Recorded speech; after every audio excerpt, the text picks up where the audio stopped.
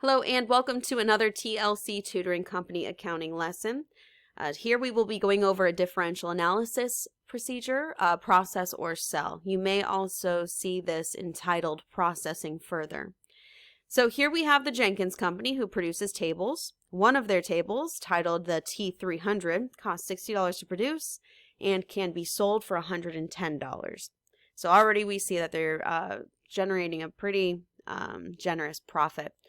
Table T300 then can be manufactured further at an additional cost of $30 to produce T305. Let's just say that this might even just be some customization on the table, some type of special artistry or something. So they can go ahead and process it further for an additional cost of $30 to produce this T305, which is a special type of table that can be sold for $150.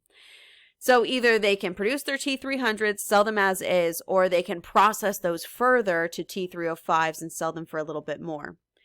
Now notice that this says that both types of tables have unlimited demand. So we're simply saying whether they're producing T300 or T305s, they're going to sell out. The public demands them. So that's not going to be anything we have to worry about in this scenario.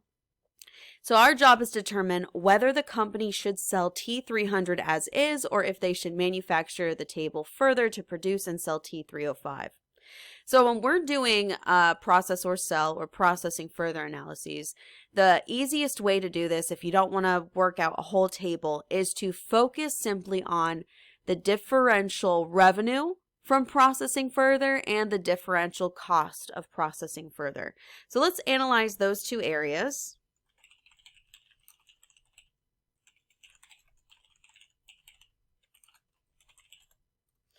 All right.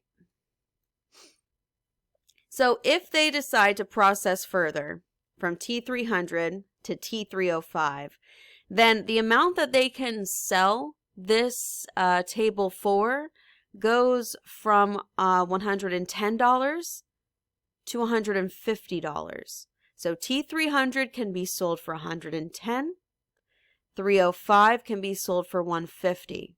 So the differential revenue of processing further is the difference between those two numbers, the $40. So by putting in that extra effort, they get to sell it for an extra $40. Okay. Not so bad so far. Now, the other thing that we have to consider is if we're processing it further, great, we're getting this extra money, but there's also going to be a cost of processing further. There might be some extra materials involved, some extra direct labor involved, there might be some variable overhead involved, and we're going to have to consider those costs. The cost of processing further, let's see, table T300 can be manufactured further at an additional cost of $30 to produce T305. So to turn 300 into 305, it's going to cost us an extra $30. We don't have to do math for this one. They're literally giving us the differential costs. Right. So now we analyze this and we see, are those costs, and if it makes you comfortable, we can even make that a negative. We're going to take a look at those costs and those revenues to see if the revenues, the differential revenues, exceed the differential costs.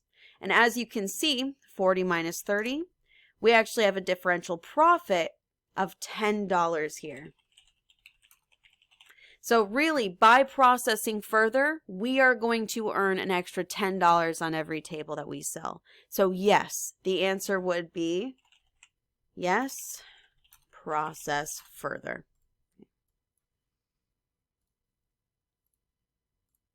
Beautiful. All right, continue to take a look at these different scenarios. If you're feeling really interested in differential analysis, try to consider why it's important to know that both types of tables have unlimited demand. If your problem does not specify that both types of tables have unlimited demand, I would go ahead and assume it. Usually it's only much more advanced, very much more advanced level cost accounting questions that would kind of make you consider how much of each we could sell. So almost all of them will assume this at first. But try to consider why that piece is important because it helps you kind of understand what would happen in the real world. So until next time, thank you so much for learning with us. Thank you for subscribing. And until next time, happy studying.